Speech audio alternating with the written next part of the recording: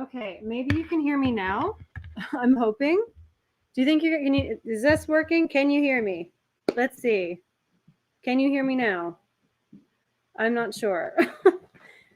I should just get myself on. And then I can talk to myself. And then that'll be the stream and that'll be the BAFTAs. So okay, you can hear me now. I'm so sorry about the technical difficulties.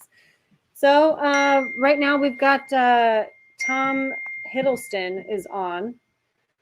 So this is kind of just like a little intro. But yeah, the BAFTAs are going to be interesting because, they definitely value different films more so than, the Oscars do. Like they have a different variety of films that they really push.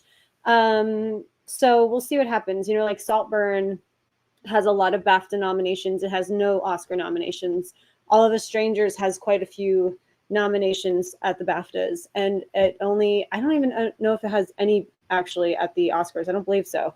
So it'll be interesting. We'll see how it goes. I do have, let's see here. Okay. So, well, that's so weird that hang on. I don't know how they would do that. That's so interesting, Josh. Huh. Well, I'm not going to go on Twitter. We're going to just keep it chill and watch this. If you have BritBox, you can watch it. I thought you could stream it on YouTube, but I don't think that was the case. I think it was just the red carpet. So, but we'll see what happens. Hello. Yes. Thank you for joining. Happy BAFTAs. It just started. Finally, the show's getting going here. Anyone in the UK, I do not know who this host is. So I apologize. I'm ignorant on who. I believe his name is David Tennant. I'd love to know a little bit more about him. I'm assuming he's like a comedian because they're usually comedians that host these things. So, see. And also, there's like some other YouTubers also live streaming. Convicted Cinephile is live streaming right now. And I thought Through the Lens was, Josh, I thought you were live streaming right now, actually. But maybe you're not. So thank you for joining.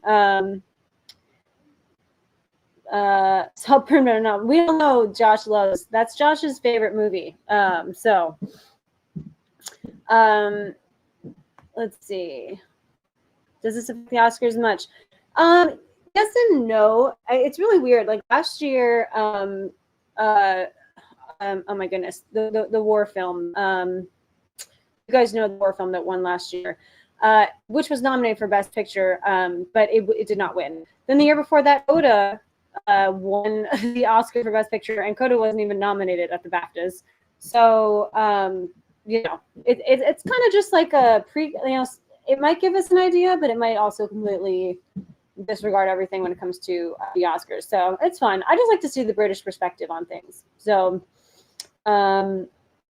okay, that's who's hosting. So this is the host, David Tennant, who's a Doctor Who, which I actually don't know that. Like I obviously have heard of that show for years, but I've never watched it. So, but that makes a lot more sense. I know it's like one of the biggest shows of all time over there. Oh, Emily Blunt looks beautiful.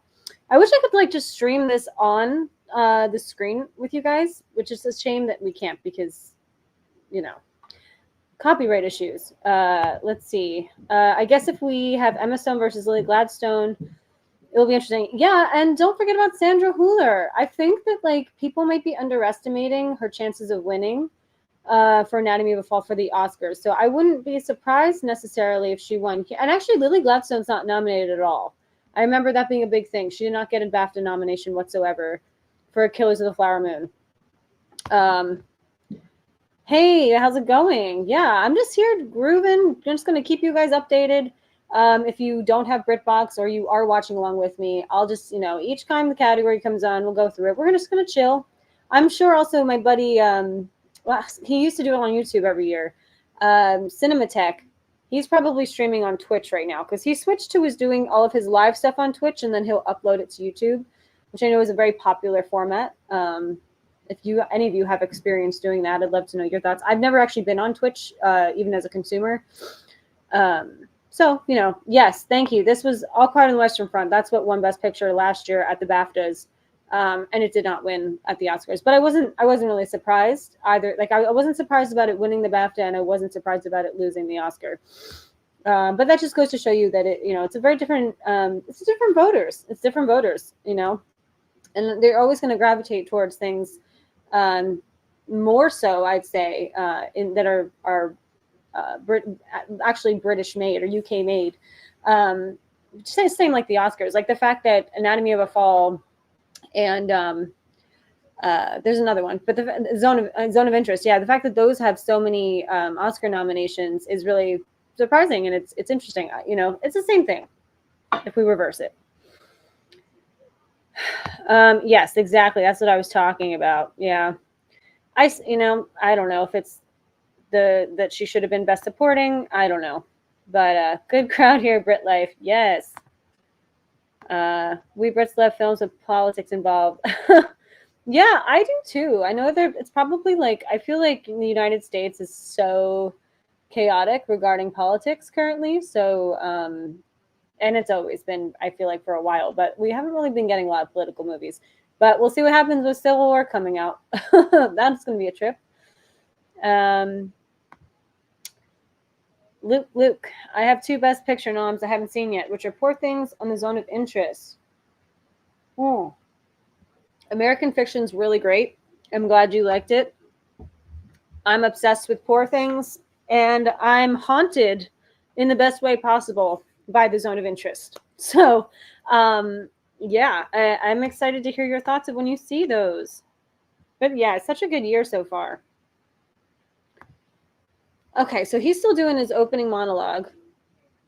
And again, if at any point you guys can't hear me, just let me know. Life's been tough. My channel, I know I've been neglecting it. It's been really rough for me recently with a lot of things going on in my life. So if my tech is not the best currently right now, I can always fix it. I can fix the sound. I think the sound will be much better though than when Max and I streamed the Golden Globes, because we used a different mic that time and it was horrendous. I watched the replay and I was like, oh my God. So I'm hoping this is better.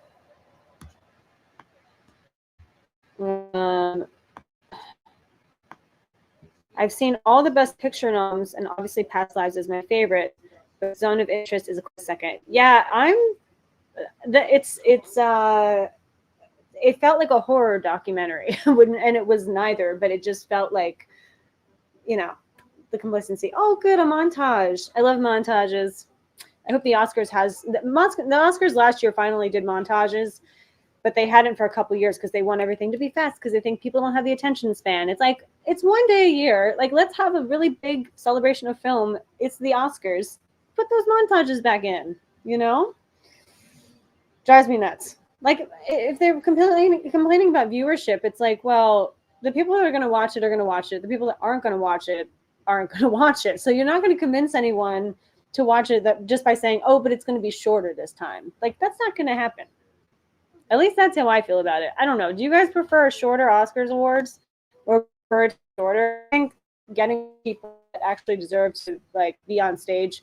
I think it was some crazy category that they tried to get rid of 2 years ago.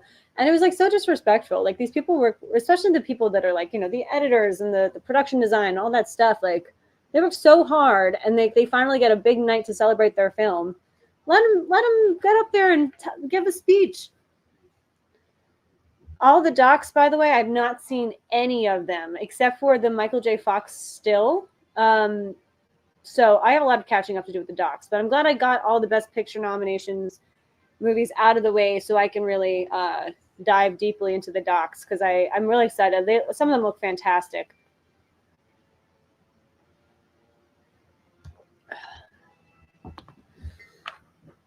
I've neglected my channel a bit too. I need to start doing streams again.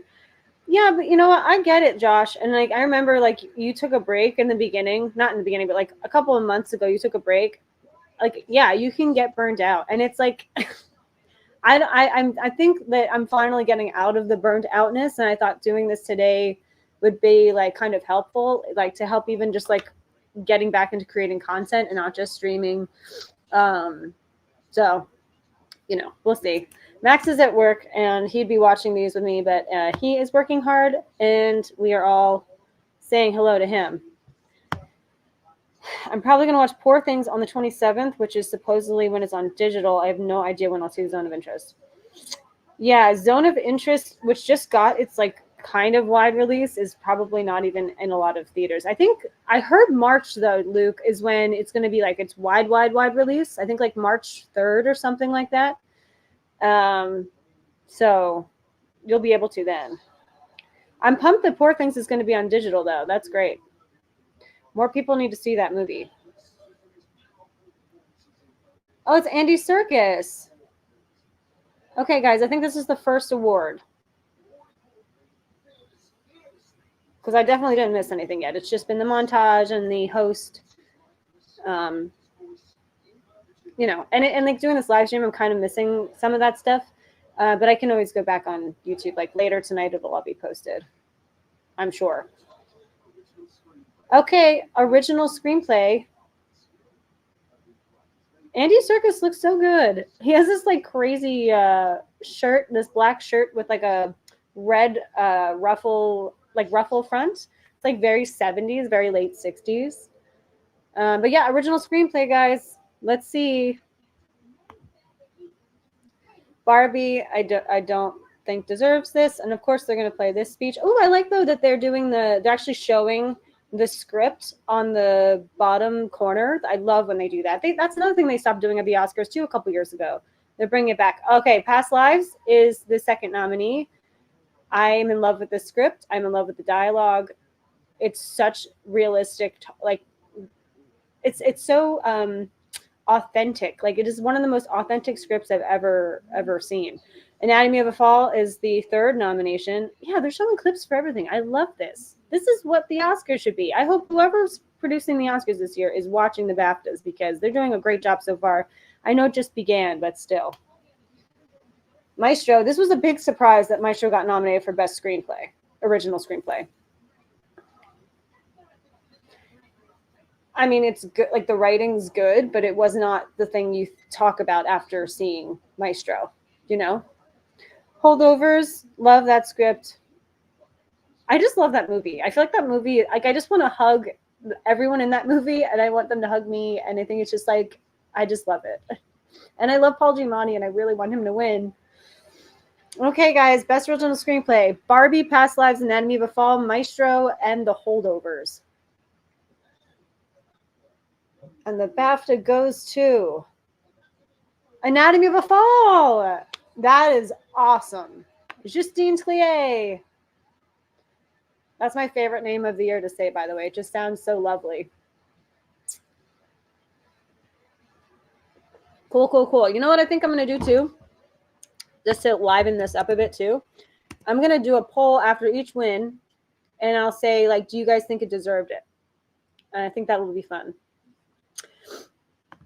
And then we'll go back into the chat because, you know, Justine Triet is speaking currently.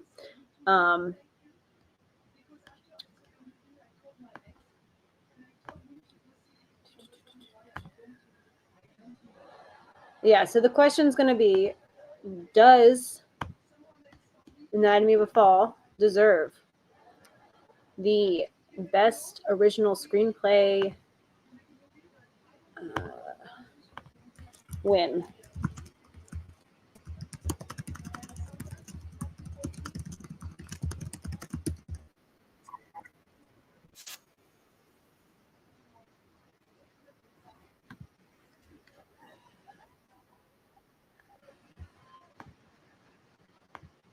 Cool. So we're rocking and rolling with the poll. I'm going to get into the chat. Time zones will be the death of me. Well, thank you so much for joining. I mean, my goodness. I forget where your time zone is. But I hope it's not too late, too early. Beekeeper. Third time on Tuesday. I really got to see that. I know, everyone says it's really fun. Yeah, I will. You'll be the first to know. You're right, Luke. It is A24. And I know you said you had a hard time getting A24 movies at your cinema. Oh, there's Celine Song. I love her. She's adorable. I'm happy she got it. No Celine love. I know.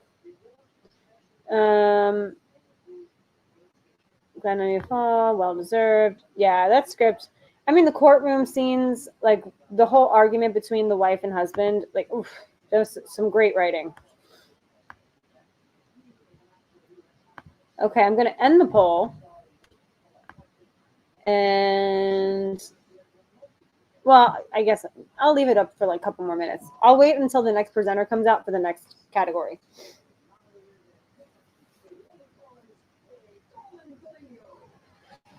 Coleman Domingo and Lily Collins.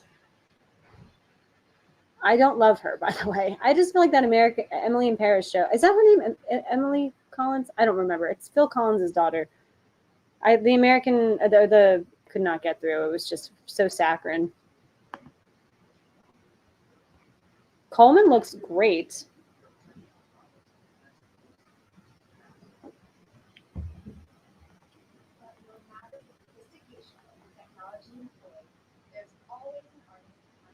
I'm trying to figure out what this category is.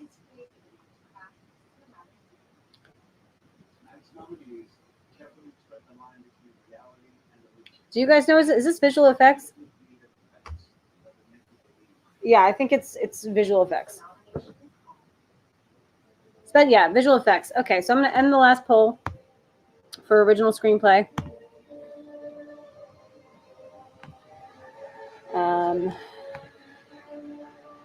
Okay, so best visual effects. We have Napoleon. I believe that was the first one. I looked down for 2 seconds. So I'm pretty sure I remember correctly it was Napoleon.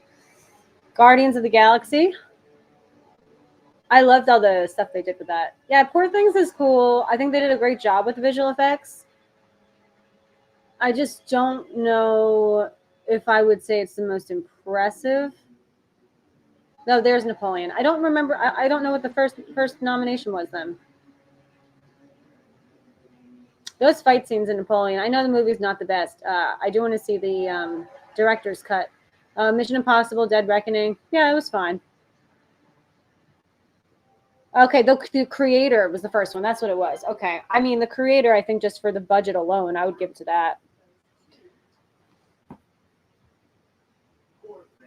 Poor Things. You know what? I will take it. I know I said I wasn't that impressed, but I think it's because everything's fake in that movie that I kind of just didn't think it would win. But that's kind of awesome. I love Poor Things, so any win for Poor Things, I'm happy with. Even though I kind of feel like the creator deserved this one, but I love that Poor Things has won. So we're gonna do a new poll.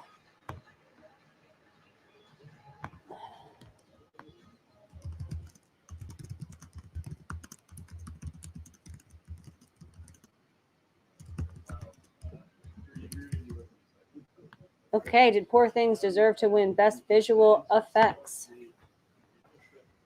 Yeah, that's cool. That's interesting. That's a good category. At least the lineup, I feel like, was pretty good. Oh, Iron Claw's so good. I'm so sad it missed out on award season. Finally got around Napoleon and Anatomy of the Color Purple. Very nice. Very nice. I enjoyed, I mean, I know Napoleon's not that great, but I really enjoyed it. Does that make sense? But I really like historical dramas, so that might be why. Still need to watch American Fiction, Zone of Interest, and Poor Things. Those three movies are fantastic, so you're going to love them. What up, Laren? How's it going? Thank you so much for saying hi, stopping by. Again, there are other people live streaming right now. It is so kind of you even just popping in and saying hi. I get it. Yep. I wish Godzilla -1 got that one, but thankfully it's in the Oscar campaign. Yeah, actually, yeah, Luke, was it not? I don't think it was nominated, right? I'm not positive. I don't think it was. The Chloe and Betty Show. Welcome. David Tennant was Doctor Who 2010, 2015, but has made guest appearances since. Okay, very cool. Thank you so much for educating me. I need a lot of educating when it comes to Doctor Who. I feel like I'm going to have like a kid one day that is like super into Doctor Who. And just because I feel like that generation is going to still be really into it, and then I'll probably watch it then at that point. Because it feels so overwhelming. There's just so many seasons. So I feel like for me to even attempt to try to watch it, unless you don't have to, like unless it doesn't matter if you watch all of the seasons beforehand. Okay, we have Paul Mescal and oh my god, I'm blanking on his name. We all love him. I'm blanking out. I apologize. The other gentleman from All of Us Strangers.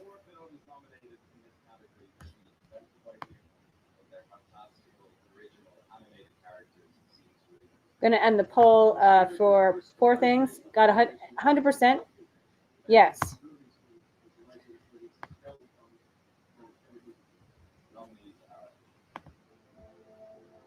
Best animated film is the category.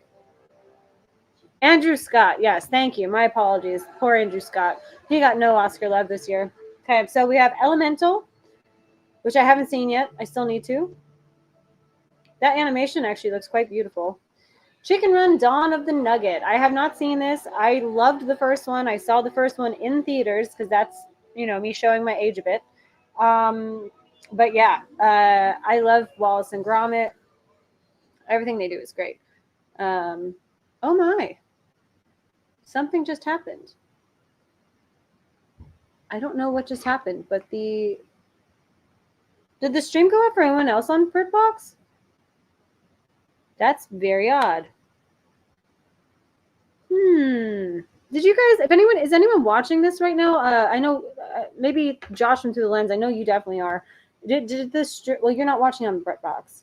Okay, yeah, okay, it just popped up. It says the BAFTA Film Award. So something happened with this stream. We are in the middle of Best Animated nominations, but it looks like I'm not the only one with technical issues. So, okay, I guess we'll wait for it to turn back on here. It's back. That's super weird. Okay. It's both Andrew Scott and Paul Mescal again.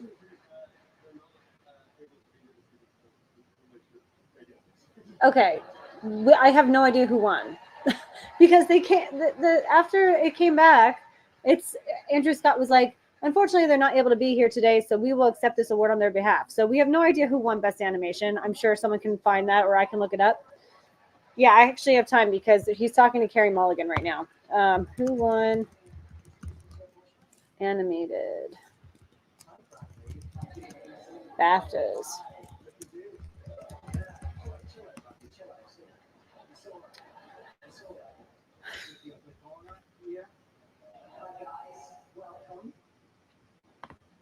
We're going to The Guardian. They seem to be updating it live.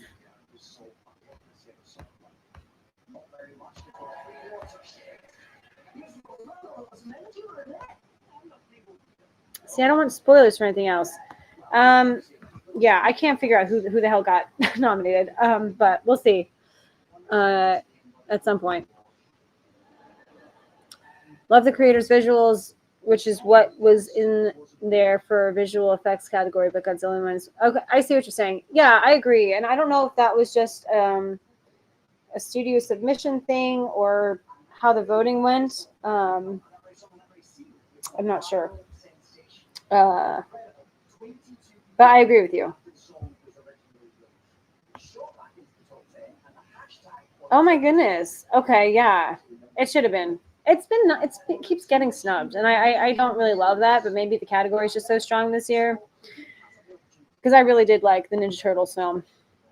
Andrew Scott deserved more love award season.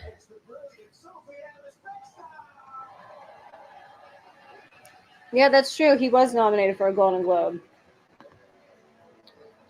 Oh, nice, Laren. Isn't it Stella? Don't you and Eddie drink Stella?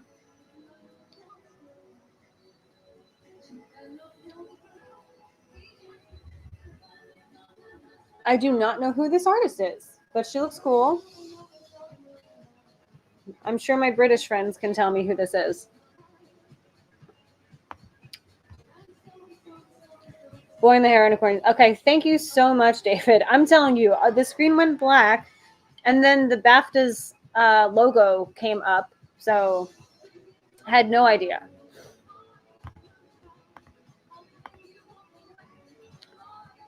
That's a goofy but great pick. Yeah, it is a kind of a goofy choice to win that award. I like it, though. The muted show right now as Murder on the Dance Floor is overplayed here. Oh.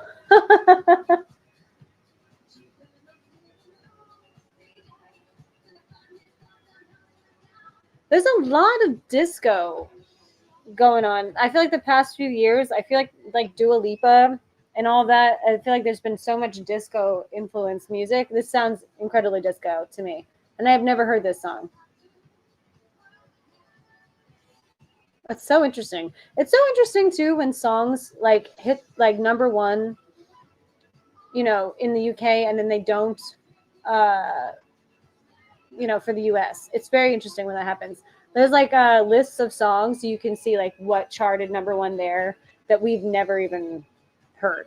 It's very strange. You'd think it would be very similar. Sophie Ellis Baxter. I'm sure like probably younger kids know who she is in the US. I wouldn't be surprised. But I just don't. But I also don't get a chance to listen to a lot of new music. Or I guess you should say new popular music. An action favorite animated movie. Oh, I know. It's really good. This song came out in Really? This song came out in 2004, and it's just having a renaissance. You said it's like so overplayed. That's so interesting. Oh yes, Laren, I forgot. It's Blue Moon. Now I remember. I was drinking a Blue Moon.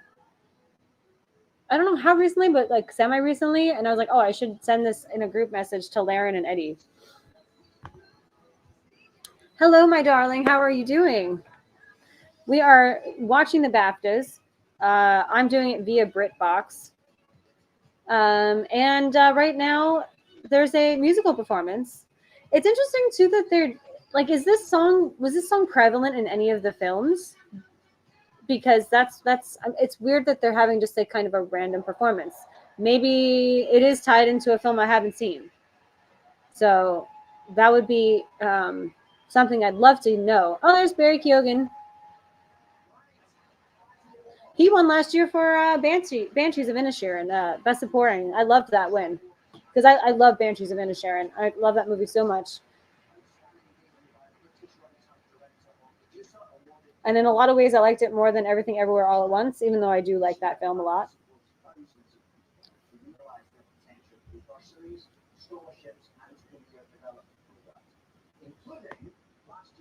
Oh, you're right. It was. Is that the song that he dances to naked at the end? Yeah. Sorry, spoilers, but it's not that big of a spoiler. Okay. It sounded like kind of vaguely familiar, but like not. I only saw the movie once, and so that makes sense. Okay.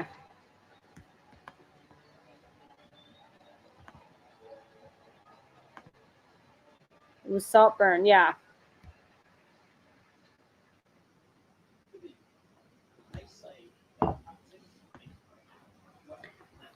Well, Jason, at least what I said about Saltburn is probably not the most shocking thing that was spoiled about that movie all over the internet. So,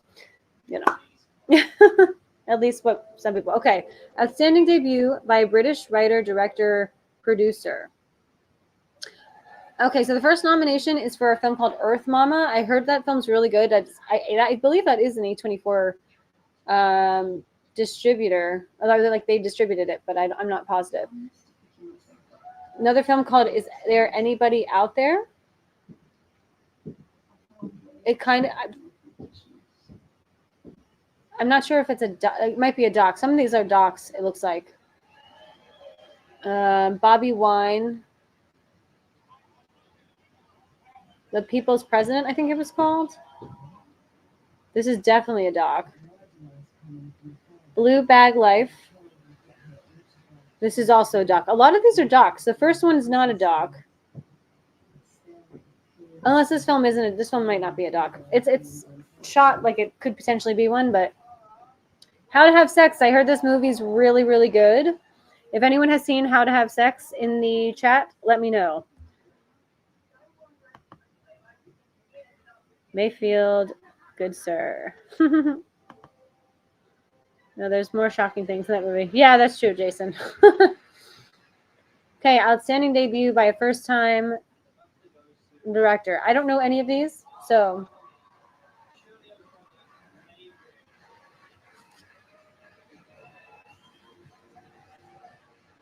How do you guys feel about this one? I'm fine. To be honest, I'm not rooting for anyone personally, just because I haven't seen any of them. So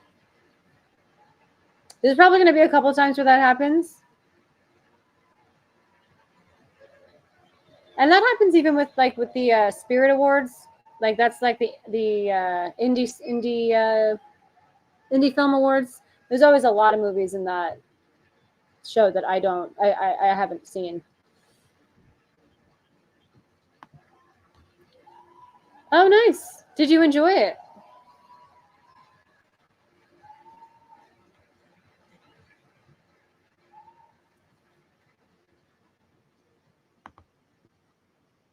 Oh, Mayfield, Maxfield. I get it. Yeah.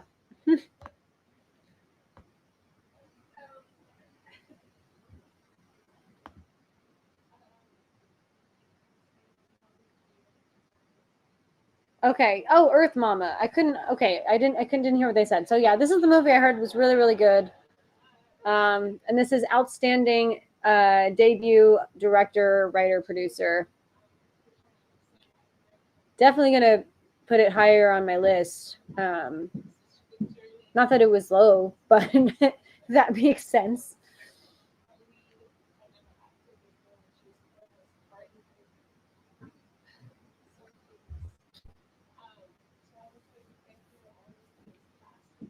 Okay, she's saying thank you, and thank you. I actually, we'll do this then, since I think we'll do a different type of poll this time around.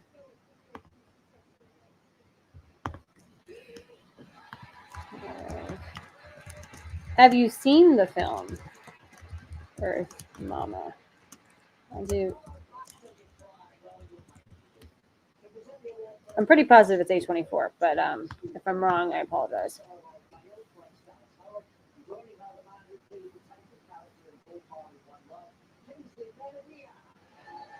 Oh, it's funny. View with Drew, you were just speaking of Bob Marley. Whoa, Bryce Dallas Howard lost a lot of weight.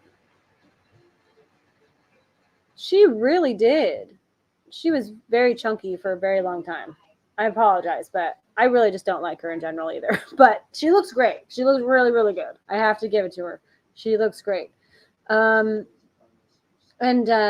Kingsley from the Bob Marley movie is streaming, presenting right now. Adapted screenplay, everyone. Adapted screenplay.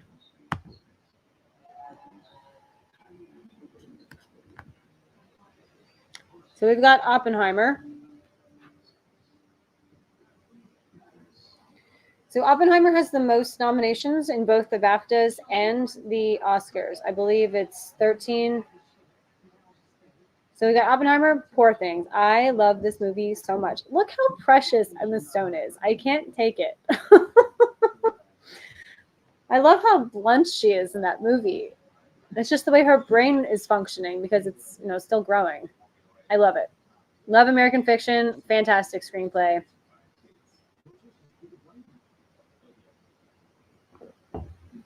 The Zone of Interest. Okay, I would love to hear everyone's takes on, do they think that The Zone of Interest deserves an adaptation nomination? I love The Zone of Interest, but I feel like it's one of those movies. Like there was another one we were discussing earlier. You don't really necessarily remember the script, if that makes any sense. It's kind of like it's the whole experience of the movie. It's not like the screenplay doesn't really stand out. And I'm not saying it's bad. I absolutely love that movie. I'm not saying the script is bad. I just don't know if I would give that award to The Zone of Interest. American Fiction. Wow. That is awesome, guys. American Fiction won Best Adapted Screenplay at the BAFTAs. That is so awesome. I wasn't expecting that. Oh, Nolan looks so hissy. Oh my God. Nolan's sitting there like, I know that's going to become a meme. My goodness. I mean, it is kind of a big loss for him. It's the BAFTAs, it's Nolan, it's adapted screenplay. I mean, and personally, I don't think I would have given Oppenheimer best adapted screenplay. I really don't. It's lower on my list because again, that's the kind of movie where it's about the experience and not necessarily just the writing of the script. Wow, I cannot believe American Fiction won. Okay, so I'm going to do another poll. I'll end the old one. No one has seen Earth Mama except I know Josh has, so he just probably didn't vote in it, which is totally fine.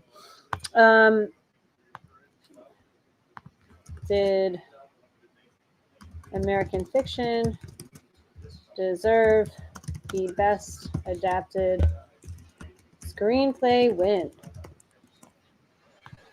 I think that's really awesome. I love that so much. Yeah, Bryce Dallas Howard's looking really good. I don't know what she did. My boyfriend always gets Bryce Dallas Howard mixed up with Jessica Chastain. And they do look very similar, but I always think there's a clear difference.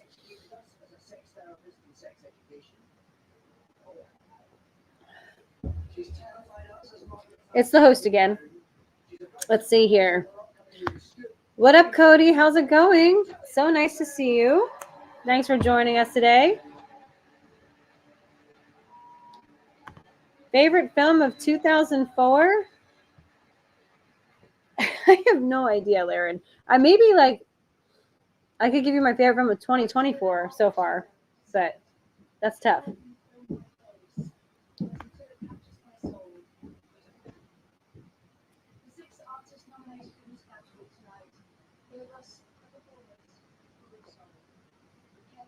Okay, so this is going to be an acting category. I'm not sure what it is yet.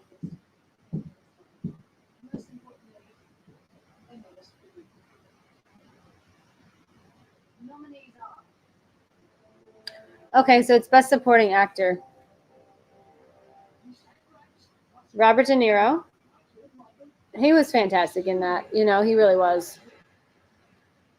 He's not going to win, but he was great in that movie. It's the first time in a long time where I was like, wow, De Niro's definitely given it his all. Paul Mescal. I'm sure he's great in it. I would be really shocked if Robert Downey Jr. doesn't win this, but there have been more shocking things, I feel like, when it comes to all these different award shows.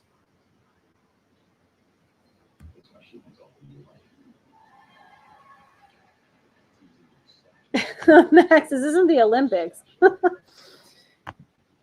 Favorite film 24. Oh my God. Okay. Well, yeah, that's my favorite film then too. I didn't even think about Birdman, and that's one of my favorite movies of all time. Birdman's definitely in my top 10 favorite movies of all time, potentially top 5 movies of all time. I love that movie so much. So yeah, spot on. Oh yeah, this is where oh my God. Jacob Elordi got a nomination for Saltburn, which I think is the silliest nomination I've ever seen. Just because, like, he was fine, but he didn't really do much. You know, I think, like, I get nominating Barry Keoghan for Saltburn, but not Jacob Elordi. But I get it. It's you know. And Ryan Gosling and Robert Downey Jr. So those were the 5. Sorry if I was speaking and I didn't. Those are the ones. Unless there's 6. I think actually there's 6 nominations for the BAFTAs. Yeah, Robert De Niro, Paul Mescal, Dominic Sessa. I love him. Yes, for The Holdovers. Yeah, then Jacob Elordi, all of them. Okay, cool. Who's it going to? Robert Downey Jr. Yeah, this is a lock on the Oscar, no question. I love that I can watch this award show like during the middle of the day too. This is great. I love the time difference.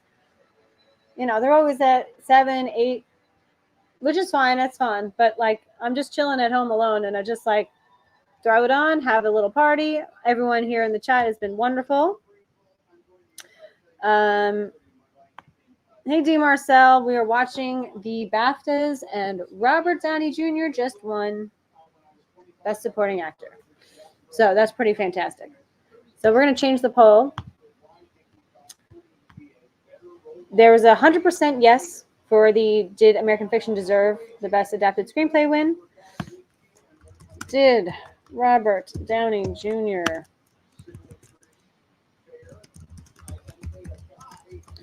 deserve the best supporting actor win? Whoops, I meant to do that as a poll. I apologize. Let's do this as a poll instead.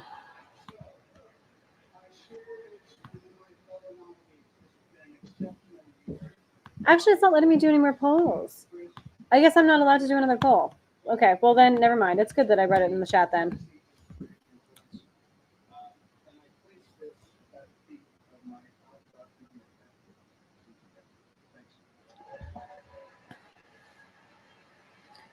Cool.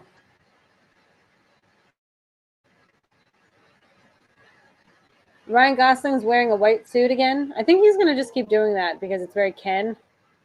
I don't love the fact that they're all dressing up like Barbie characters for every award show, but they're not harming anyone, so.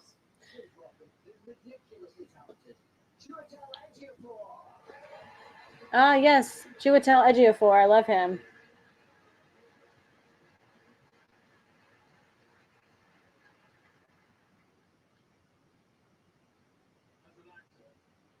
Okay, so I guess now that they did Best Supporting Actor, they're going to do Best Supporting Actress.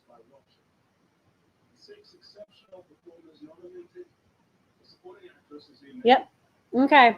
And remember, no Lily Gladstone in either Best Actress or Best Supporting Actress. So this is going to be interesting. I mean, I think Divine Joy Randolph is going to win for this without a, you know.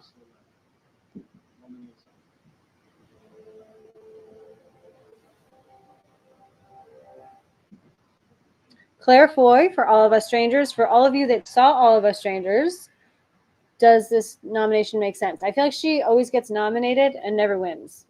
Because I don't think she's won before, but I feel like she gets nominated almost every other year. Divine Joy Randolph, hell yes.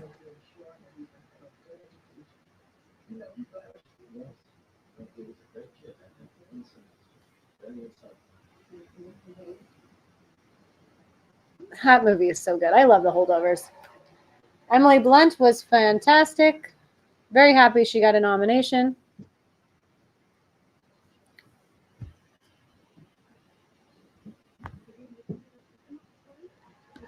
I know. We all miss him. Yeah. Awesome. Good to know. Oh, yes. Sandra Hula is nominated for Best Supporting Actress for The Zone of Interest. So that's very interesting. I think so she's got a double nomination this year. Best Supporting Actress for Zone of Interest, Best Actress nomination for Anatomy of a Fall.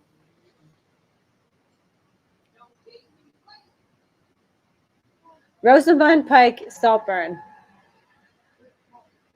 She's really grown on me a lot in the past, I don't know, 10 years. I really like her.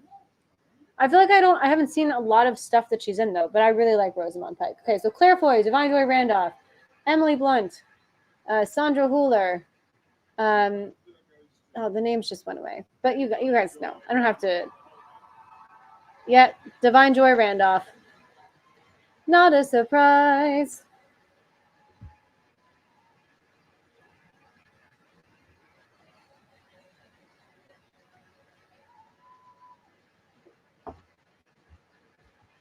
Okay.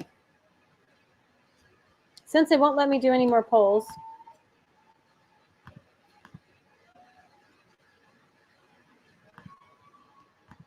I'll just write it in the chat.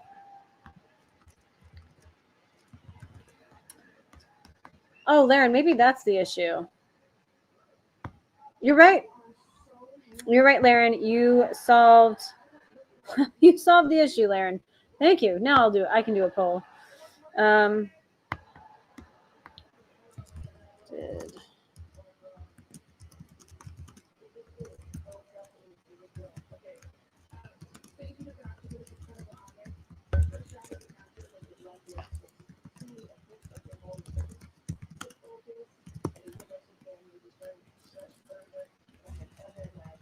Okay. I have a feeling everyone's going to say yes to this anyway, but just to keep with the format we're going with here.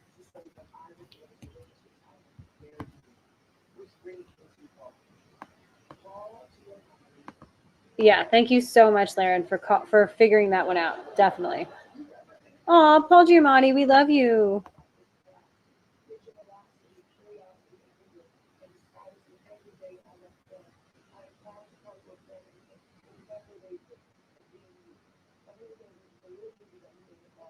Oh, this is a lovely speech.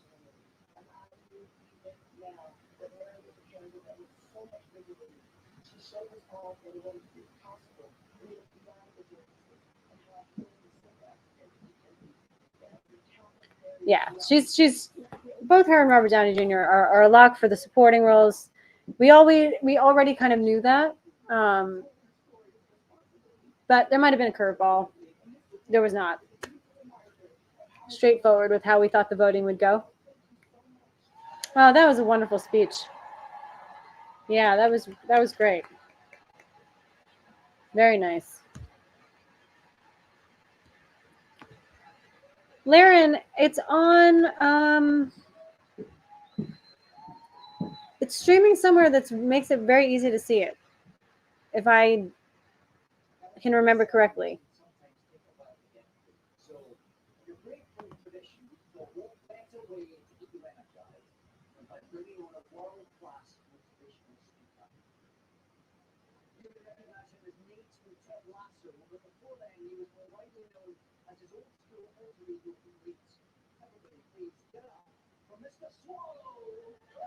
I have no idea what this is or who this is. It's someone from Ted Lasso, and I never watched Ted Lasso. I like his jacket though. Definitely would wear that. Like, where can I buy this guy's jacket? Oh, they just showed Prince William. So, or yeah, he's still Prince, but not for long. No, I'm just kidding.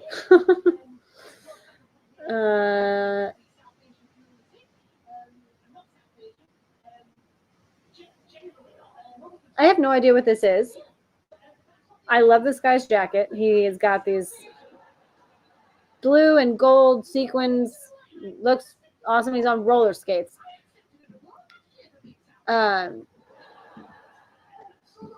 think this is the perfect time for me to refill my glass.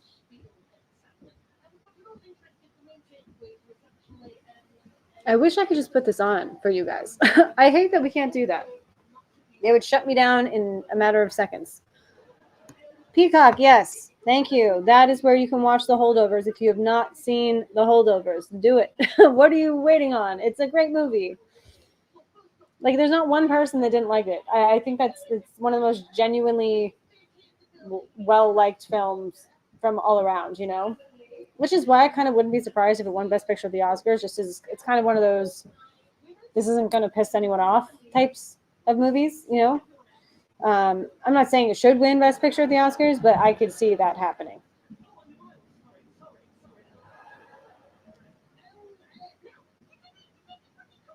Okay. I think he's doing he's roasting people. So I'll be right back. I'm just gonna get a drink.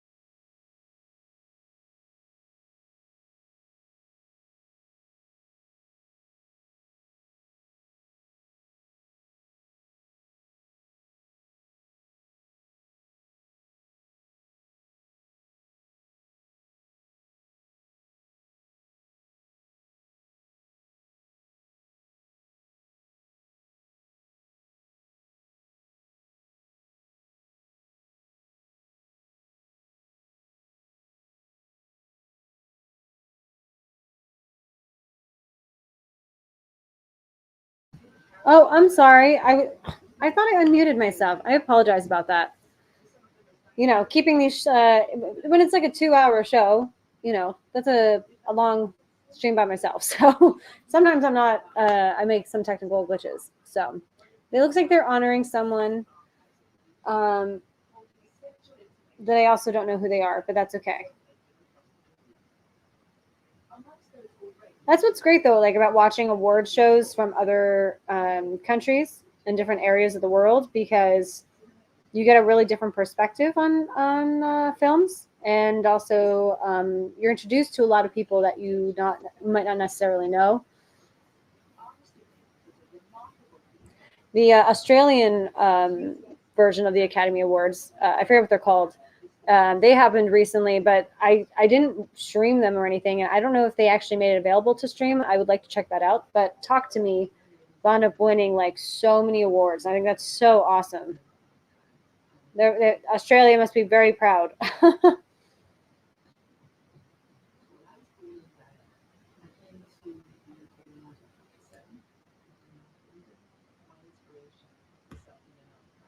You guys can hear me now, though, right? I'm pretty sure you can.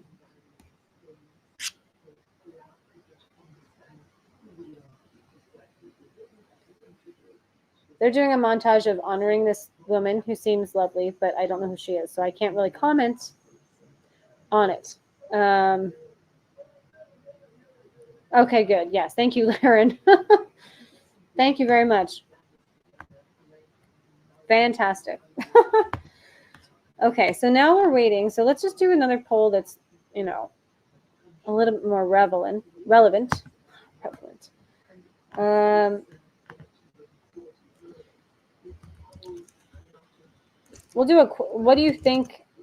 What will win Best Picture? BAFTAs. Oppenheimer.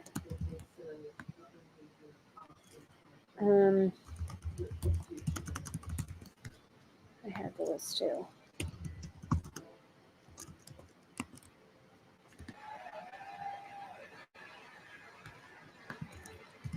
Okay, so this woman's probably going to come up on stage and give a really, really nice speech.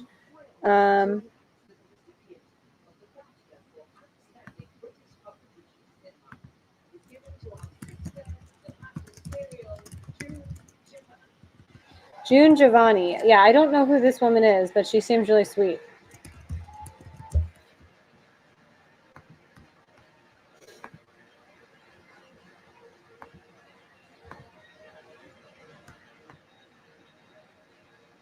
Poor Things. We can't forget about Poor Things. Okay.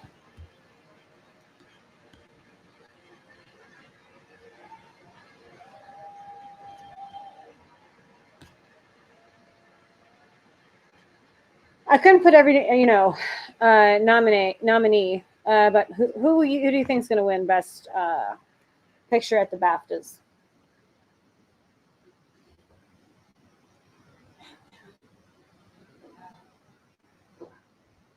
I really like this woman's dress. June Giovanni. Outstanding British contribution to cinema. That's really nice. They're giving Angela Bassett an honorary Oscar, kind of like a Lifetime Achievement Award. It's because they know they screwed up last year. And Angela Bassett should have won for Black Panther. Or Carrie Condon. Those are the two that should have won Best Supporting Actress last year. I think we can all agree on that one. Even Stephanie Hsu, but like I think, I get why Stephanie Hsu didn't win. It was like her first nomination. People were like really introduced to her for the first time. But the other two women, come on.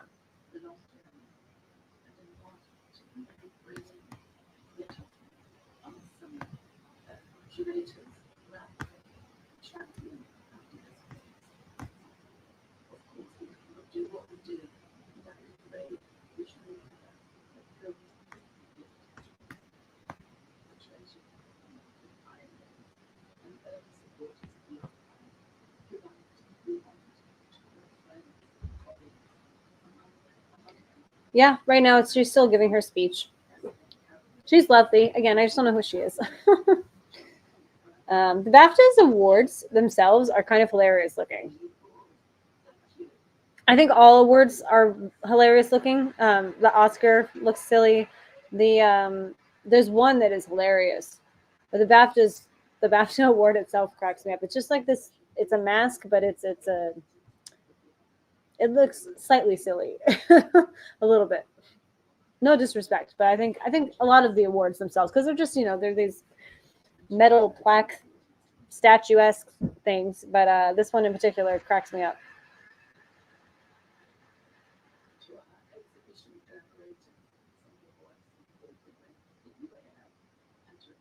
She's still thanking everyone.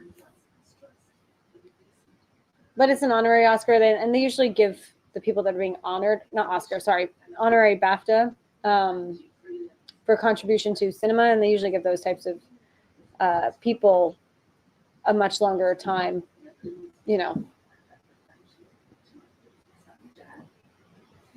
She's on to thanking her family members, so that'll probably speed things up a little bit.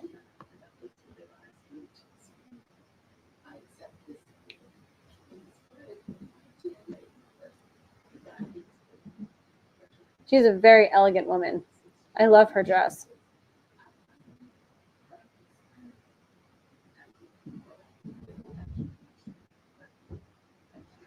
Okay. She's completed her speech. This is a 2-hour show, I believe, so we've got about an hour left. Robert Downey Jr. chewing gum as usual. I don't necessarily think that's a bad thing. I'm just commenting on it. Okay, it's the in memoriam.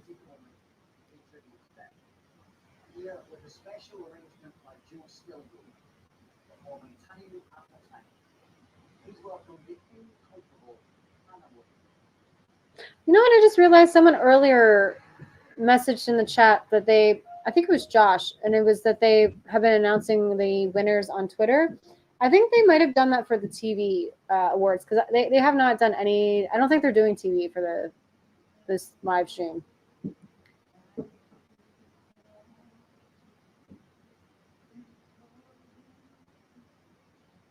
Time After Time is being sung for the in memoriam. I feel like they've done that song before, not the BAFTAs specifically, but there's been. I guess there's only so many songs you can use that are appropriate for the in memoriam.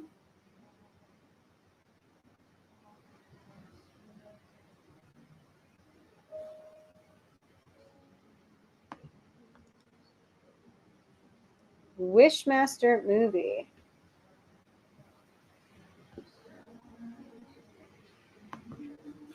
I'm going to look up what this movie is, Laren, while the in memoriam's going. Wow, they acknowledge critics for the in memoriam. That's really interesting. I don't think they do that for the Oscars. Yeah, there's a lot of, and they're doing them like two at a time, 3 at a time.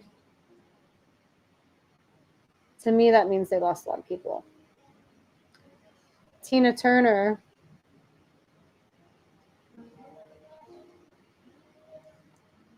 Wishmaster, 1997. I'm looking this up for Laren as we watch the in memoriam. I have not seen this, Laren. Director Robert Kurtzman. Robert Englund, okay. Oh, Haim Topol. He was the actor in Fiddler on the Roof.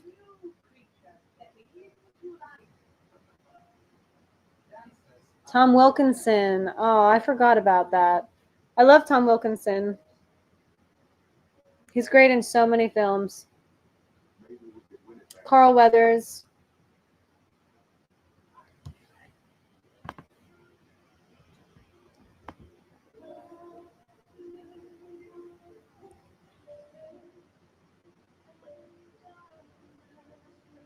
It's still back to they show some people and then they go to singing. production designers, producers, Ryan O'Neal, Barry Lyndon, if you've never seen that. I like Paper Moon a lot, the one he did with his daughter, Tatum O'Neal.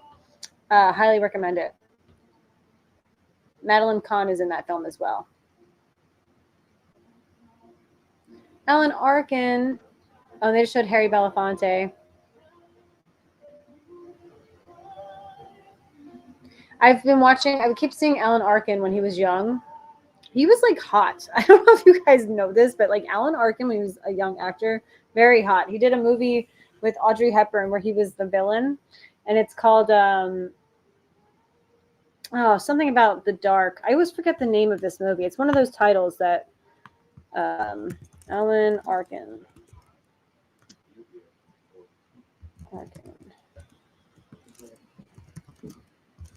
Audrey Hepburn. Wait Until Dark. Yeah. Great film. Highly recommend it. Very suspenseful. Feels very Hitchcockian. But yeah, Alan Arkin was great in that. But he was really young and he was very attractive. Sometimes you grow up seeing actors and they're in their senior years. And then you watch an older film and you're like, oh my God, I can't believe that was them.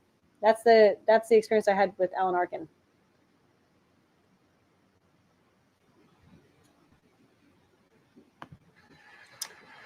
I would say to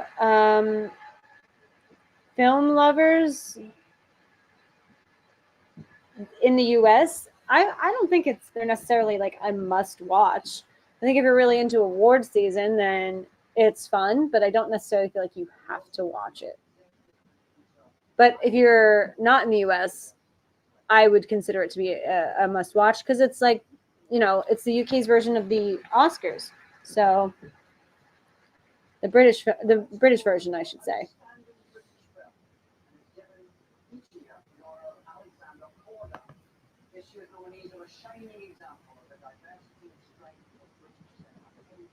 That would be like asking Americans if the Oscars are a must watch.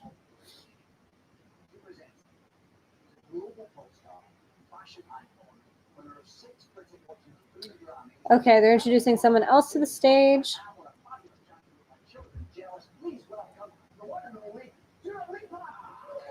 Dua Lipa is coming to the stage. She's wearing a very traditional gown. It feels a little old, this dress, for her. It's a little matronly.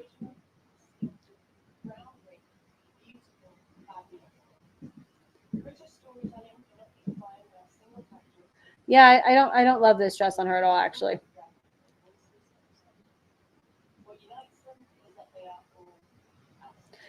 She'll be at the Oscars though for Barbie probably, and so a lot of times like people try different things for their outfits. This is outstanding British film, so this is the next category. I'll stop the poll on the other one.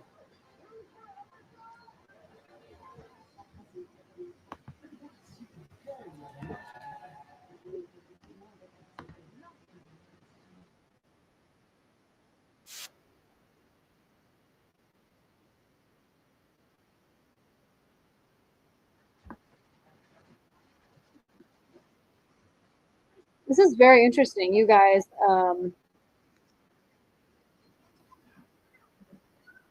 In the last poll, you guys voted for Oppenheimer, and then Poor Things, and then Killers of the Flower Moon. I should be reading these instead of focusing on ending a poll. Rye Lane, that is a movie I have not seen. I've heard amazing things. Not a check that one out. How to Have Sex. I keep hearing that film is so good. I'll read the nominations real fast when they pop them up on screen because I should have been doing that and I apologize. Scrapper. I have no idea what that is. Has anyone seen Scrapper? Again, this is a best achievement in British filmmaking, I believe.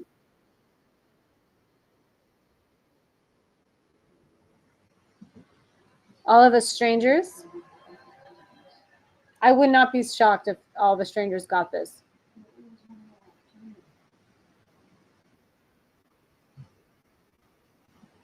The Old Oak.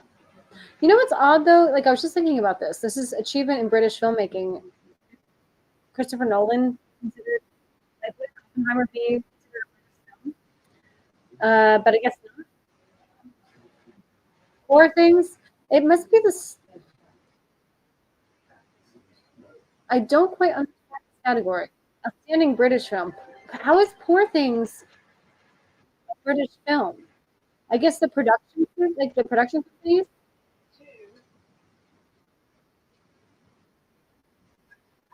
Zone of Interest. Jonathan Glazer is British, so that makes sense to me.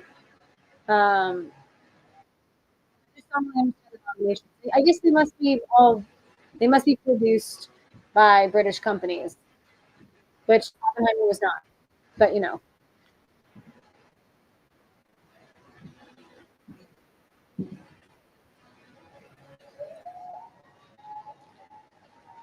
Zone of Interest is fantastic.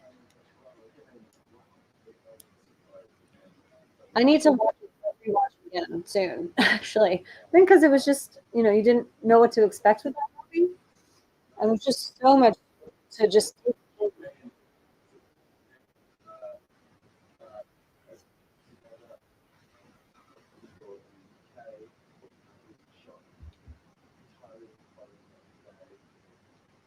Yeah, I did learn that was shot in Poland.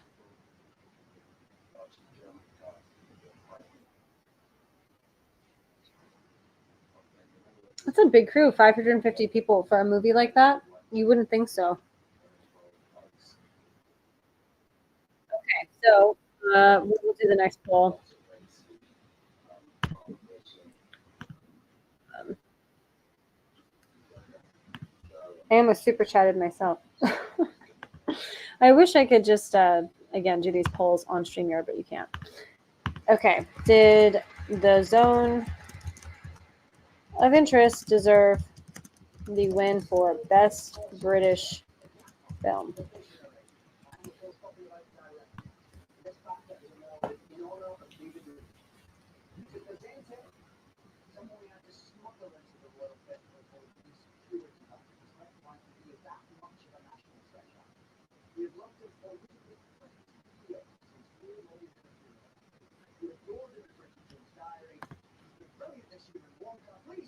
Hugh Grant.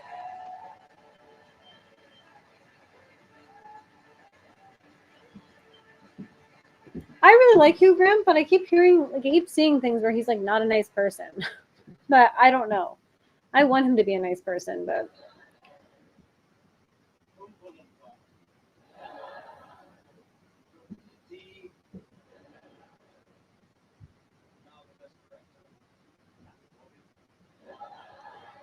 it's so crazy seeing him older too. That's the opposite effect. Where like you grew up with an actor and they were, in their 20s, and then as you age, they age. I guess he was in his like late 20s, early 30s.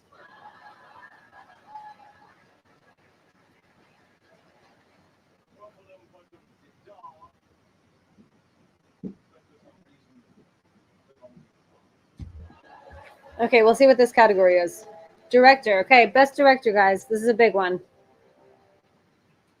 The Holdovers, Alexander Payne. I'm so glad he was nominated here because he's not nominated at the Oscars, and I think that that's a shame.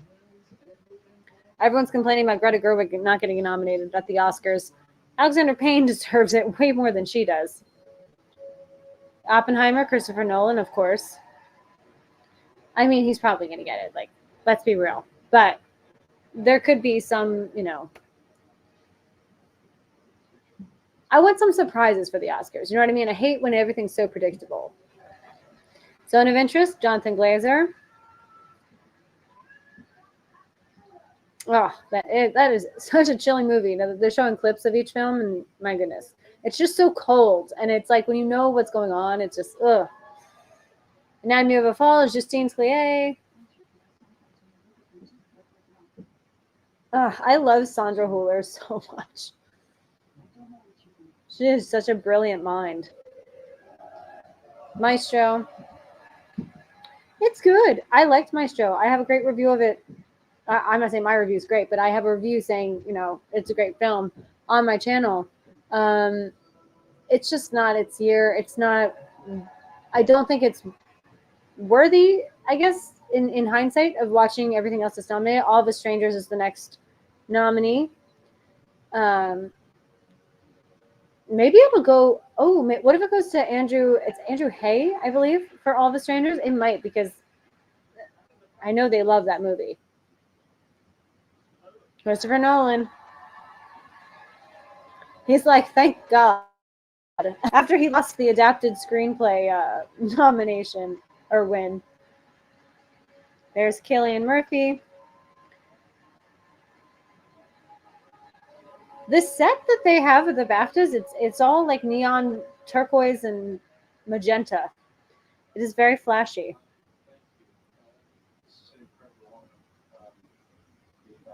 So Nolan won. So we'll end the last poll.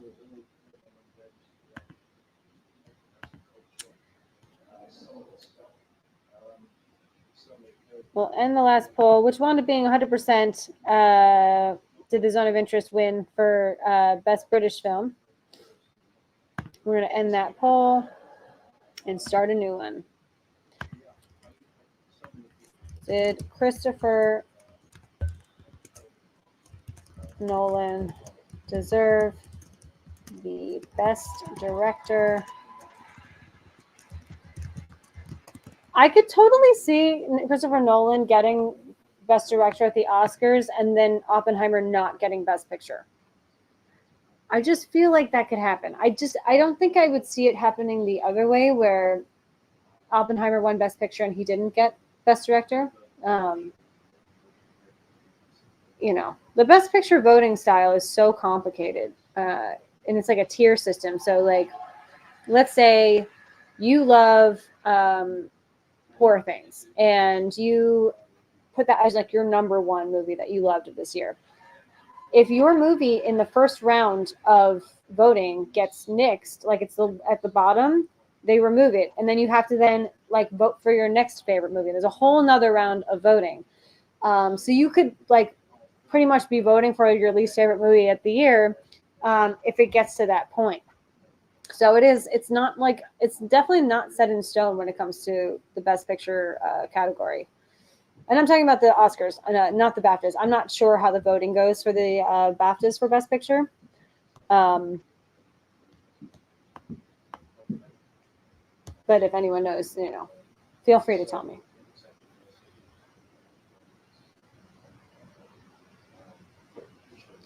Christopher Nolan's still talking.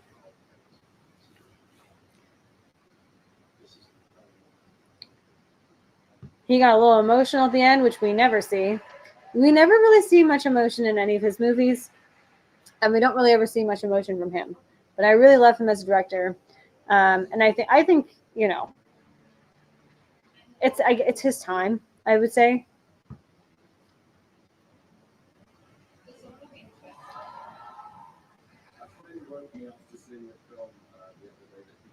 The Zone of Interest just won Best Foreign Language Film. I think that's it. Unless it's their version of Best International Film. So that's not surprising. So Zone of Interest. I'm not going to do a poll for that one.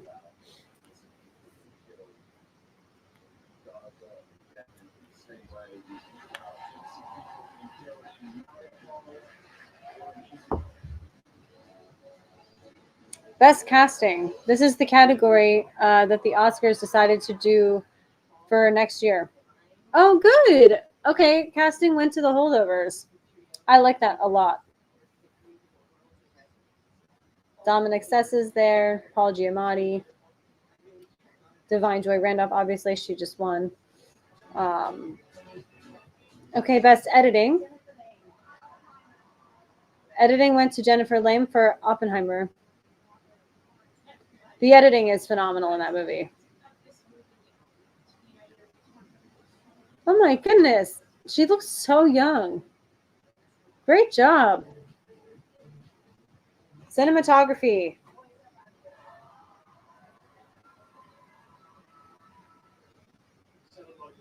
Oppenheimer. Hoyte van Hoytema. I can never pronounce his name. Hoyte van Hoytema for Oppenheimer won Best Cinematography. They're really speeding through these. So that's why I'm not doing polls. Best documentary is 20 Days in Mariupol. That's that Beyond Utopia, which is not nominated for an Oscar. Those two I really, really want to see. There's quite a few other ones as well. If you've seen 20 Days in Mariupol, let me know.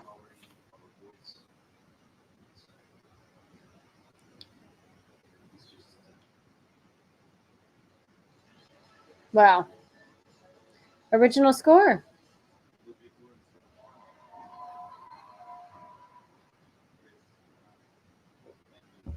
So original score went to the guy that did the Oppenheimer score, Ludwig Göransson. I really like that score. I just feel though that he is trying to sound like Hans Zimmer, and it's the first time like Christopher Nolan hasn't used Hans Zimmer, and it was kind of like, okay, just do what Hans Zimmer does for the next movie. And I don't love that, that's just, but I'm not mad that it won because it is a great score. I think like something risky, like Poor Things, like that score is so out there and it works so well. It's almost like its own character in the movie. Like I would probably vote for that. Love David Tennant's blazer right now. It is gold and like very intricate and very detailed.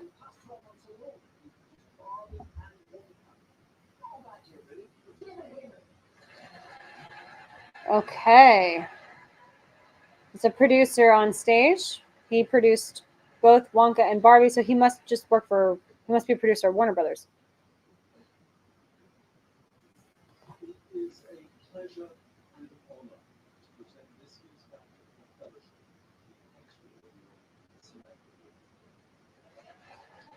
Oh, Samantha Morton's getting honored.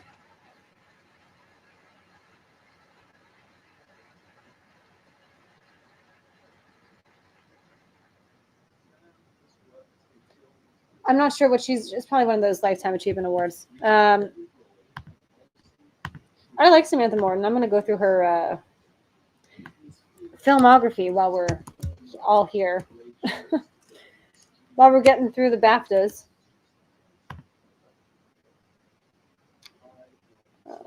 And I'll share the screen, because why not, right? It's like, we can do whatever we want. Samantha Morton.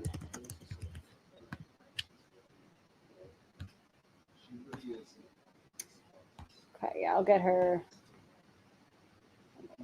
Do you guys hate that IMDb has a billion ads now? I mean, I know they've always had ads, but I think it's just gotten so out of control. Okay. I'm going to share the screen.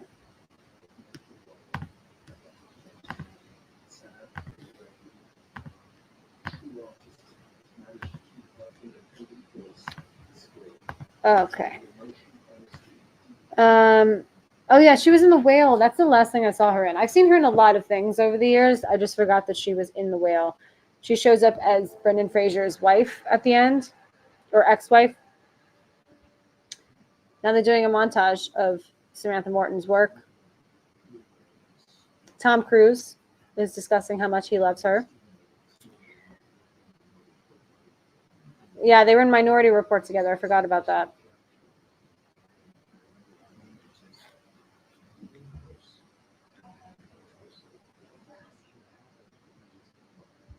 Okay. It's still Tom Cruise going on and on. Well, we all love him.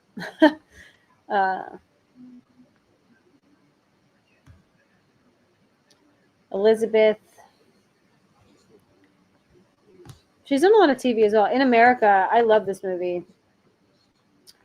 It's just about this family. Jaimon Hansu is in it.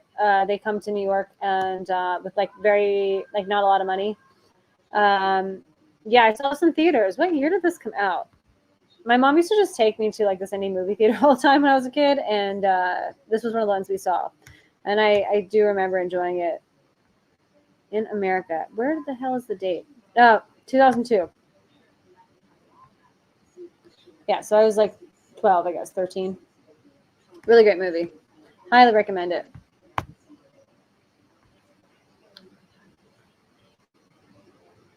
Yeah, she's really good. There it is, Minority Report, as we spoke about earlier. Of course, she's done so many British productions. Um, but yeah, she's great. I'll stop sharing the screen now on Samantha Morton, but I can understand why she's getting honored. Absolutely.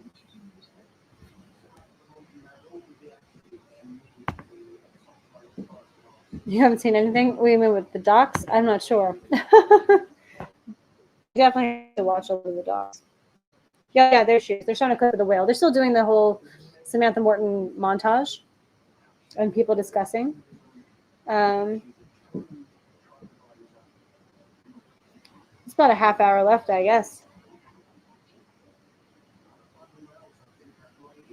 While they're going on about Samantha Morton, I'm going to pause for 2 minutes. I will be back. I got to do like that thing Cinematech does. I'm sure he's streaming right now on Twitch about the BAFTAs. He always used to do that on YouTube. I love him so much. He is such a great channel, great content, very informative. But he used to always, anytime he took a break, because these things go on a while, we would have this like montage of clips from movies or TV shows being like, I'll be back, I'll be right back. And it was really fun. So I didn't know she played Marilyn Monroe in a movie. Anyway, she's getting the fellowship. And we all know what that means. I'm sure it's, Lifetime Achievement Award. So while she's accepting this award, I'm going to just put my camera on pause. I'll be right back, though.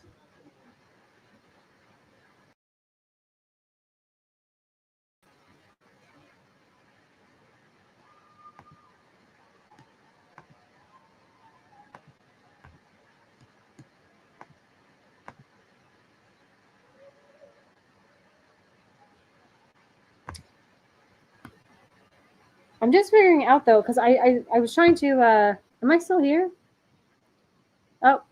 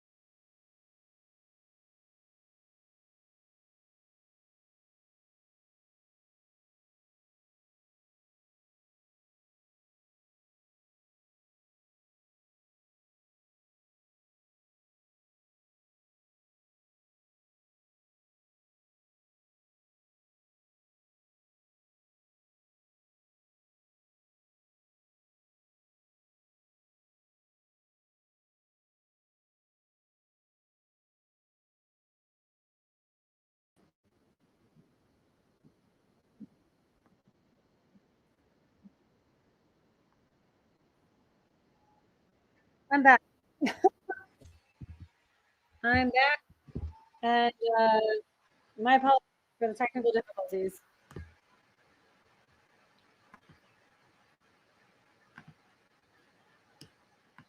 I had to stream on. I had to get back into the stream on another tab.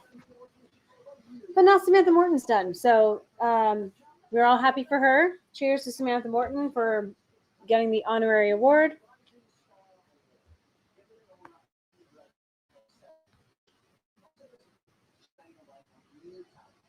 Okay, so this is like the award for new actors, new talent. I've always been surprised that the Oscars don't do this. And it's the award that like the public can apparently. Kind of like I feel like they do that for Critics' Choice. I feel like they have like certain awards that like the public can vote for.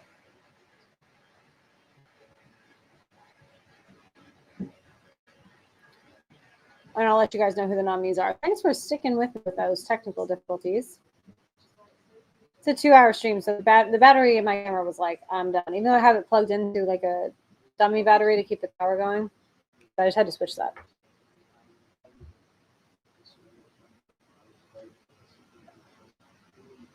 It's the two presenters. I'll let you guys know who the nominees are.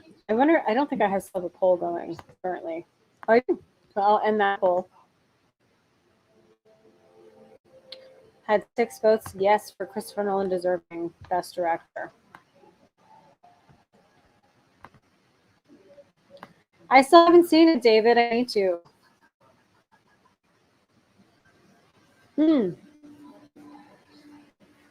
Sophie Wilde in Talk to Me is nominated. She was really good. Oh, Phoebe Dinever?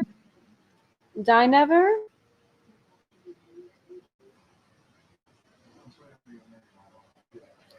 That girl was in the No One Can Save You movie, but I think she was nominated for something else. Jacob Elordi. Ayo, I can never pronounce her last name either. Adebiri. Ayo. I love Ayo from The Bear. I still have to see Bottoms. Rising Star Award. And my cat's joining me.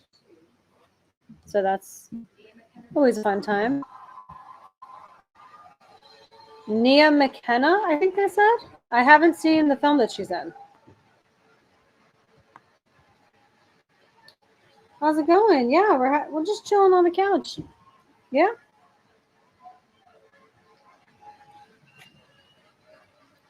Yeah, you can say hi to everyone. He is like, no, thank you.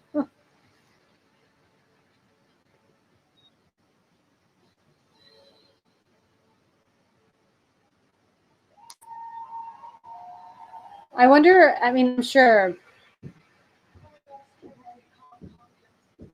I wonder if when you win the like the best new actor award at the BAFTAs, if that means, you know, they try to push to get you in front of an American audience. I'm sure she'll have a lot of projects lined up for her after this win.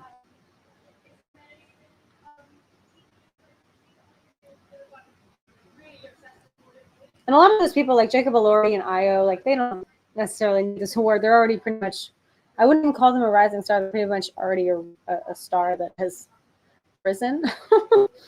So yeah, it's great that this girl got this.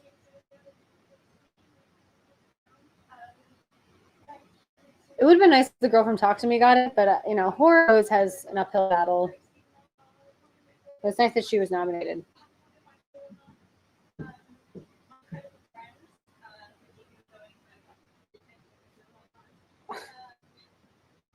Okay. I know there's a lot going on.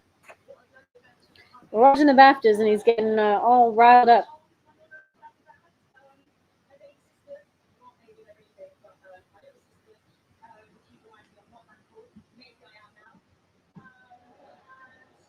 She's still giving her speech.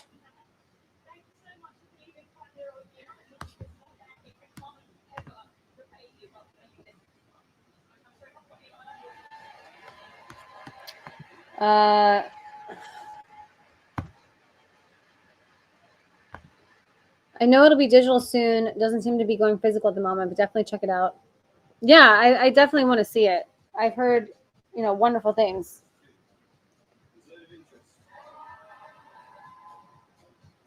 Okay, Zone of Interest just won something, but it was one of those quick ones, so I'm not sure what it was.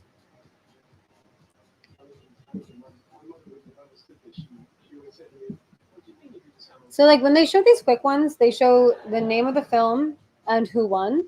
They should really, like, also underneath that say what the category is. So this is for production design. I think it went to Poor Things.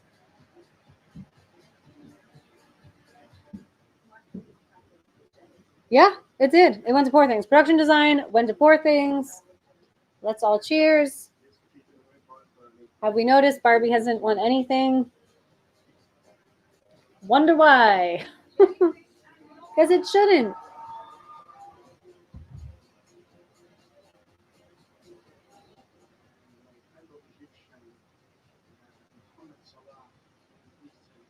Jellyfish and the Lobster. I don't know that one. I'm going to assume it's a short. I don't know why that name Jellyfish and the Lobster sounds like a short. It might not be, and I'm just being ignorant on the situation. But okay, British short animation. Yeah, it probably was a short because they probably did, live and then animation. Jellyfish and the whatever the hell that name was. It just sounded like a short film.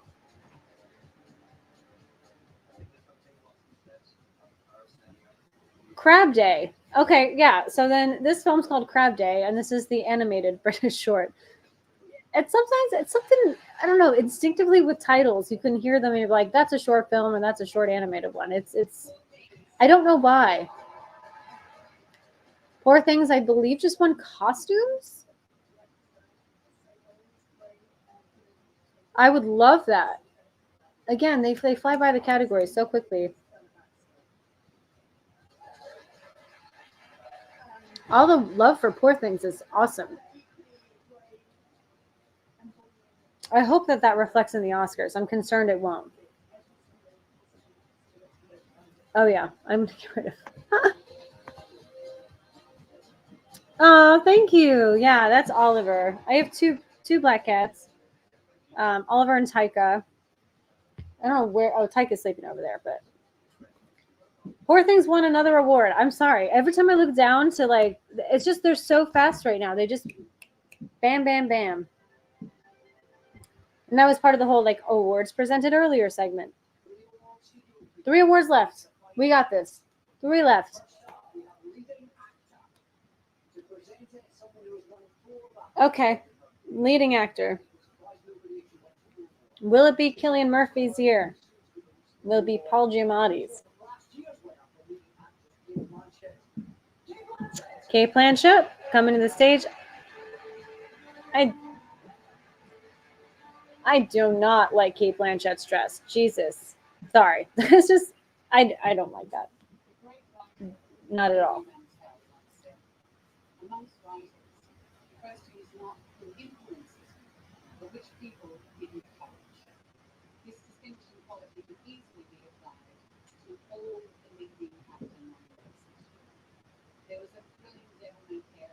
We'll see.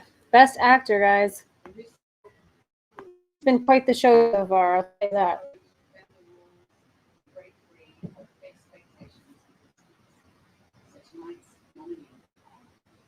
The nominees are for leading actor. I like that. I think leading actor sounds nice instead of best actor. Cillian Murphy, Oppenheimer.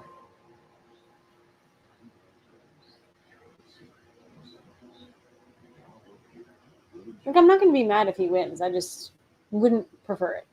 Teo Yu, I forgot he was nominated for a BAFTA. I love this so much. From Past Lives. He's so good. He's not going to win, but I'm just so thrilled he was recognized. I mean, everyone in that movie should be recognized. Greta Lee, the fact that she didn't get a Best Actress nomination for Past Lives is infuriating for the Oscars. Bradley Cooper, Maestro, he was fantastic. Again, it's just it's kind of like luck of the draw. It's just not going to be his year. Watch he wins at the BAFTAs, that would be shocking. That would be a complete game changer. Colman Domingo, I mean, he was so great in Rustin and The Color Purple. Next year, he's in a film called Sing Sing, and everyone says he should win for that. So I guess we'll see. Barry Keoghan. I love that this got nominated so much for the BAFTAs. I just think it's a trip.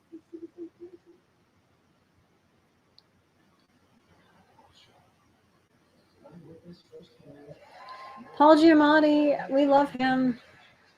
Yeah, that's definitely the win I would love to see. He deserves it so much.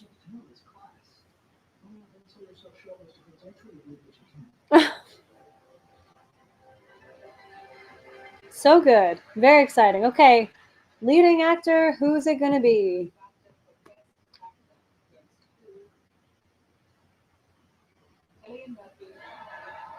Wow. Maybe I should be surprised because it's the BAFTAs, right? I feel like, oh, I don't want that to happen for the Oscars, but I get it for the BAFTAs. Oh, Paul. Oh my God.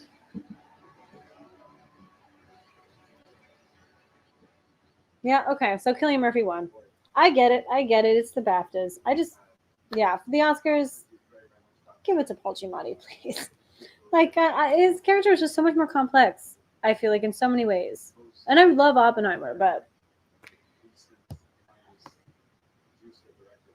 Okay. I guess we'll do another poll. We have two left. So we'll see. Okay. Did Cillian Murphy deserve the win for Best Leading? No, I'll just do Best Actor. It's easier for this. Even though the BAFTAs put it in a much nicer way, I feel like. So Cillian is currently giving his speech.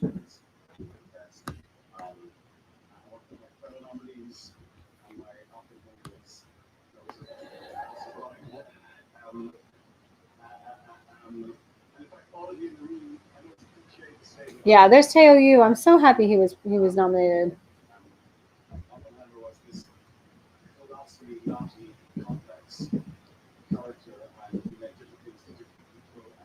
He's still going on. So yeah, we'll see if what you guys think. If Cillian, I mean, like it's I put these polls up. It's like it's not like he doesn't deserve it,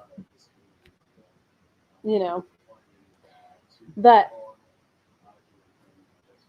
I just think he's like just still getting started too. Like I'm glad he's being recognized, and I'm glad Oppenheimer was so big. I'm glad he finally starred in the Christopher Nolan movie, but I don't know. I'm very happy for him, but we all know how I feel. Paul Giamatti, 2024 Oscars. So I guess now they'll do Best Actress. And we need to remind everyone, Lily Gladstone is not nominated. So if that's the case, to me, it would just be between Emma Stone and Sandra Hüller.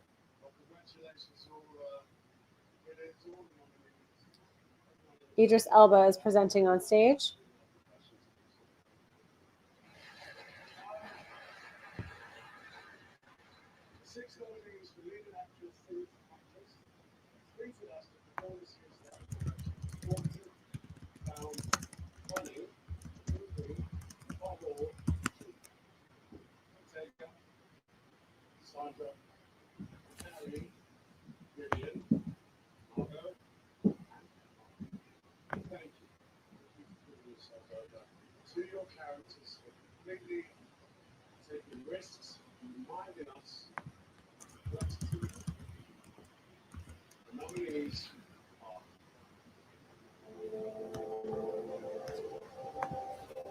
Okay. Here we are. Finally. Poor Things, Emma Stone.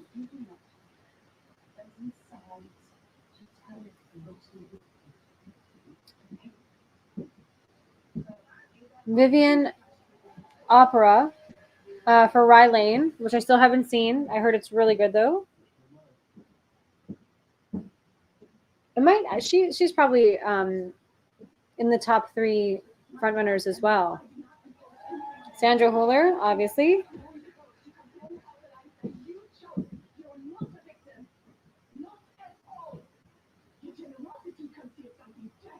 She is so good in Anatomy of a Fall. It's ridiculous. Carey Mulligan, she's excellent. She reminds me of Claire Foy, like always getting nominated and never winning.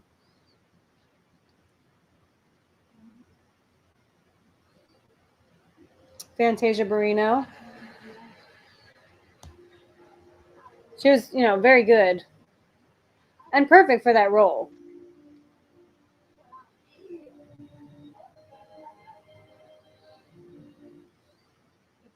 Margot Robbie, I forgot. No, I'm sorry. Any actress can do this role in their sleep. At least this scene. Okay, let's just forget she's nominated. And the BAFTA for Best Actress goes to Emma Stone. Yes, girl. Fuck yes. So fucking pumped. I'm sorry. Like, Emma Stone is so incredible in Poor Things. I'm so excited for her.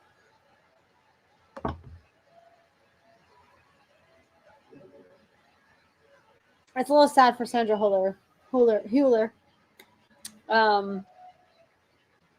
But,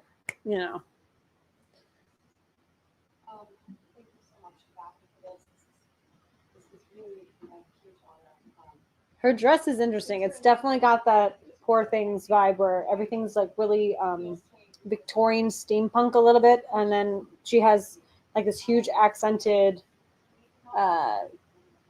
sleeve on like sleeve that kind of puffs out, but then the rest is very tight and in. This goes with the aesthetic of the film. I know I said earlier that I didn't love that everyone that was associated with Barbie was dressing up in like Barbie related outfits. I don't mean to be too harsh. I think like this is fine. I mean, they're not going to do that for the. I mean, well, Emma Stone's not going to dress. Who knows? I don't want to trip over my words when it comes to this stuff, but no, it doesn't. I think what they wear doesn't have to be like themed to their films. And I don't love this, but I don't hate it. But I love that she won. Yorgo Lanthimos. I'm so happy that she won.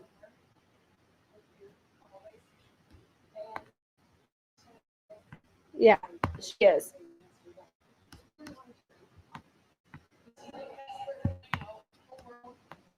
She's one of those people I would just watch in anything, I think.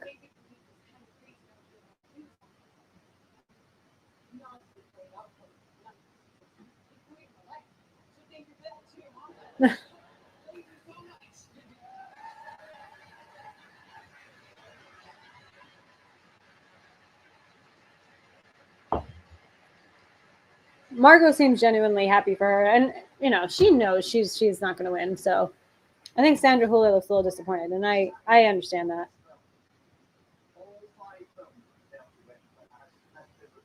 Okay, guys, this is the big one. We're coming to the end. Finally, Best Picture.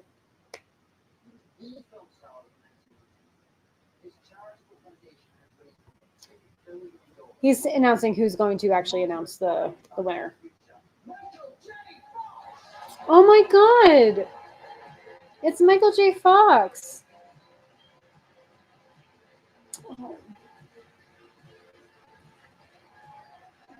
He's getting a standing ovation, as he should. Oh, I love him so much.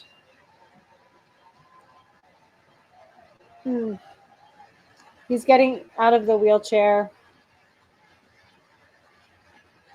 Oh. What an amazing person. Talk about someone that had everything, and then the worst disease just randomly occurring to you and then taking it all away. I mean, it's very sad.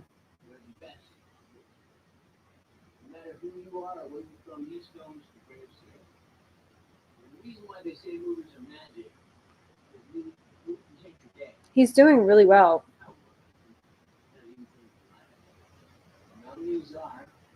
He's announcing the nominees. He's actually doing a great job. Oh, Michael. Okay, so we have Best Picture nominations. Oppenheimer.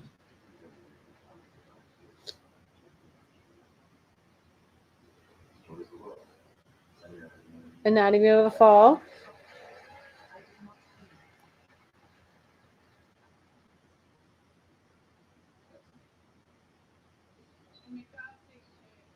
Killers of the Flower Moon.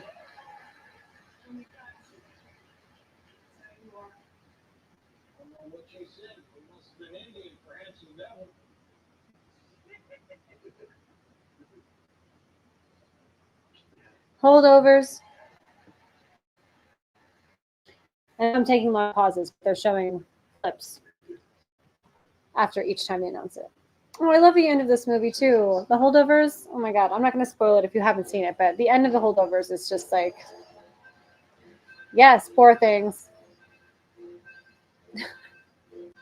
It's so perfectly ridiculous. Oh, there's only 1, 2, 3, 4, 5. Poor Things, Holdovers, Killers of the Flower Moon, Anatomy of a Fall, and Oppenheimer. Okay, 5 nominations. That's it. This makes me think it's going to go to Oppenheimer. Yep.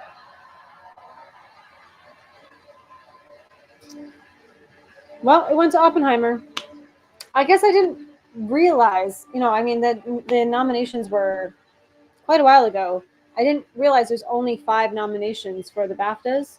So this Oppenheimer winning absolutely makes sense here. I love Emily Blunt's dress. I have no idea what she's wearing really, but looks gorgeous. Neither here nor there. Oppenheimer won. I'm going to do one final poll as we wrap up this show and this stream. I'm going to end the last poll first of all. Did Cillian Murphy deserve to win? And 67% of you said no, and I agree, but no, I'm not upset that he won. So final poll of the evening as the show comes to a conclusion. Did Oppenheimer deserve to win Best Picture?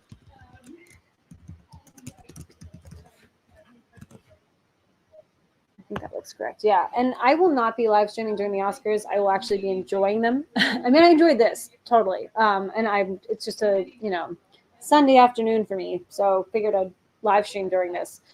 But the Oscars are like my favorite holiday of the year essentially, so I won't be live streaming, but I'm sure I will be discussing it after the fact, that week.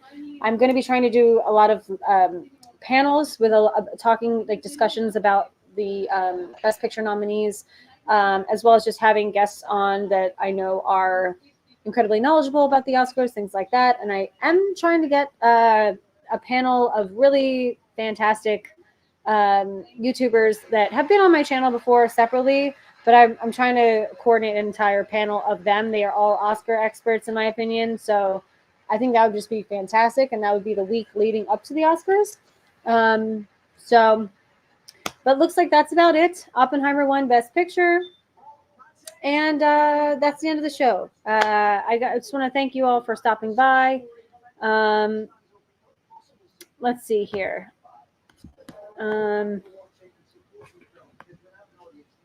Safe to say the supporting winners will sweep the. Yeah. Oh, yeah. 100%. It's Divine Joy Randolph and Robert Downey Jr. That is a lock. That'll be the part of the awards you need to like go get some more food, or you need another cocktail. Like do it during that. There's not going to be a surprise, and then listen to their speech. But yeah, great BAFTAs show. We'll see March 10th for the Oscars. We'll see what wins Best Picture, as well as everything else. But loved all of the Poor Things wins. I mean, that was just fantastic, showing so much love to that movie. It really was, I guess, the Oppenheimer Poor Thing show, which is, it might turn it into that as well, the Oscars, but we'll see. Again, thank you so much, guys. Thanks to all my UK friends, British friends, for helping me know who the host was. It was a Doctor Who, as well as everything else. So, but I'll see you guys all next time. So thanks and happy award season.